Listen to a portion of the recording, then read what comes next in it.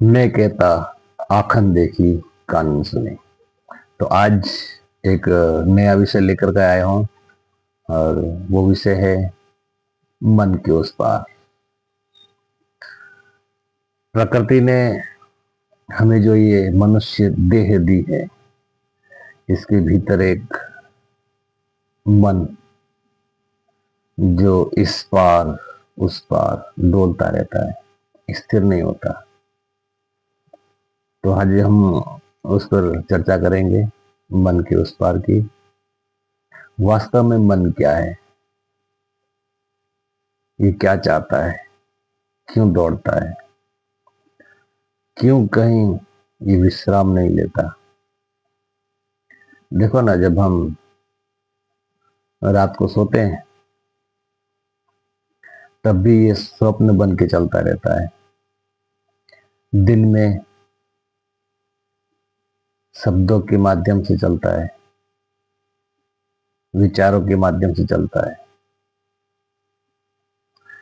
चलता है कहना ठीक नहीं, दौड़ता है, उड़ता भी है,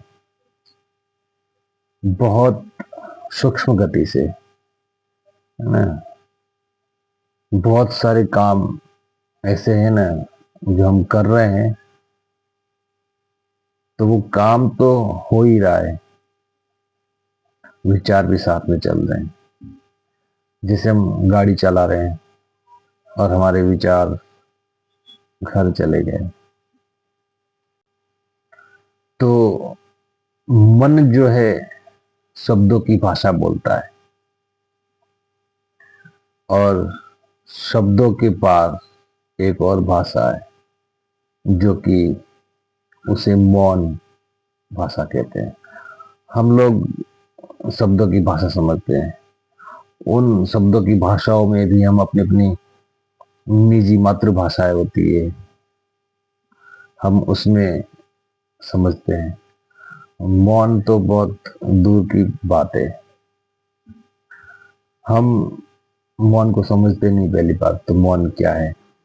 मेरे एक मित्र मुझे मिले थे, तो मेरा मौन व्रत था। वो आए सुबह, उन्होंने वार्तालाप शुरू की, तो मैंने कोई उत्तर नहीं दिया। तो उन्होंने पूछा कि क्या हुआ, आज बोल क्यों नहीं रहे।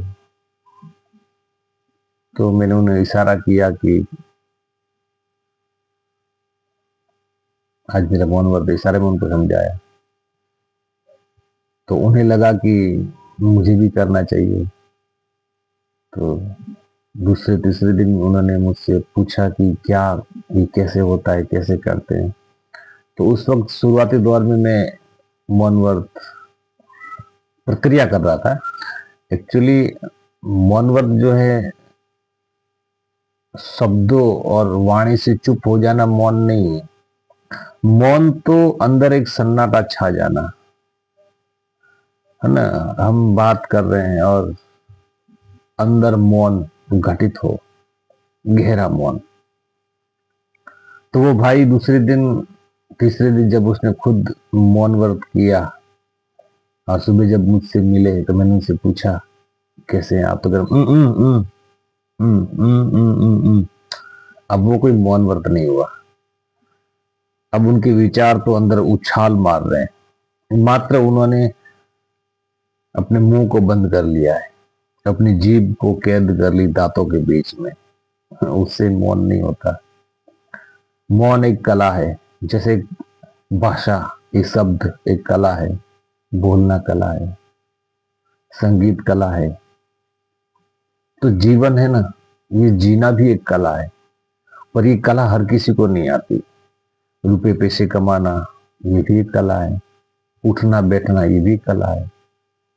तो ये सारी कलाएं जो है ना, हर किसी को नहीं आती। इसीलिए तो हम दर बदर घूमते फिरते रहते हैं, अपने प्रश्न किसी और से पूछते रहते हैं। प्रश्न मेरे हैं, उत्तर भी मेरे पास ही होगा ना। तो मन के उस पार जाने के लिए हमें सबसे पहले मौन की आवश्यकता है, और वो एकदम से घटित नहीं होता। प्रत्येक चीज अभ्यास से होती है। मेरे देखे, हम जब छोटे होते हैं ना, और जब धीरे धीरे बड़े होते हैं, तो भाषाएं, रहन सहन, सब बदलाव होता है। धीरे धीरे धीरे सब बदलाव होता है।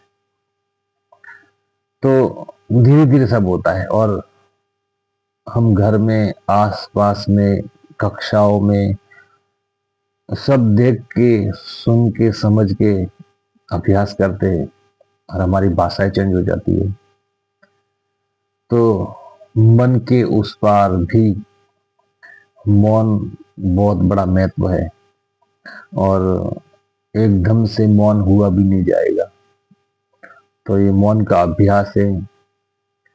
प्रत्येक दिन 1 घंटा, आधा घंटा, फिर उसको बढ़ाओ, आधे घंटे, 2 घंटे, 1.5 घंटे, 3 घंटे, फिर कभी कभी हाफ डे करो। सुबह से लेकर दोपहर तक न बोलो।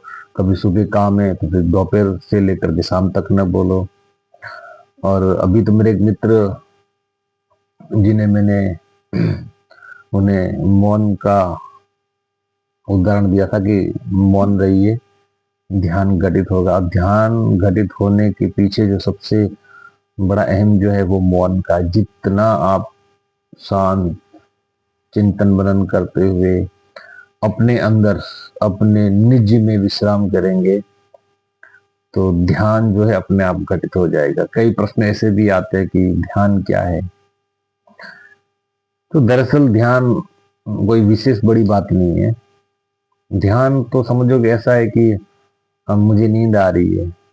अब नींद आ रही है तो मुझे कोई श्लोक या कोई किताब तो नहीं पढ़नी है ना, कि मैं एक किताब पढ़ूं, कोई श्लोक बोलूं तो मुझे नींद आ जाए, ऐसा तो है नहीं। मुझे नींद आ रही है तो मैं बिस्तर पे जाऊंगा, तकिया लूंगा, आंख बंद करूंगा, विश्राम में सो जाऊंगा, तो नींद घटित हो जाएगी ना। तो ध्यान भी ऐसी अवस्था है। ध्यान एकदम, यूं कहो ना, हमसे अटैच में है। बहुत सिंपल सी बात है ना। हम कई बार ट्रेन में, बस में सफर करते हैं तो हमारी मम्मी या घर के जो सदस्य होते हैं वो हमको सलाह देते हैं ना कि मेरा ध्यान रखना, कोहनी बाहर ना निकालना, चढ़ते उतरते ध्यान रखना, अपने लगेज का ध्यान रखना। ध्यान रखना, फोकस, अवेयरनेस, जागरूकता, ध्यान वो है। पर ये हम जो बात कर रहे थे, ध्यान जो है बाहरी सलाह है कि उसका ध्यान रखना, उसका ध्यान रखना, भी बच्चों का ध्यान रखना, वो तो बाहरी आवरण है। ध्यान जो मौन के जरिए होता है वो अपने अंदर की बात है। और जब तक हमने अपने आप को नहीं जाना, तब तक बाहरी जितना भी जाना गया, चाहे रामायण हो, महाभारत हो, वेद शास्त्र हो, कुरान हो, कुछ भी हो, जब तक हमने अपने आप को नहीं जाना, कुछ भी नहीं जाना। तो अपने आप को जानने के लिए मौन, और मौन के जरिए ध्यान, और ध्यान के बाद में आता है आनंद। तो ये जो मन के पार की जो आज चर्चा है, उस आनंद की बात है, और उसी आनंद से परमानंद की अवस्था आती है।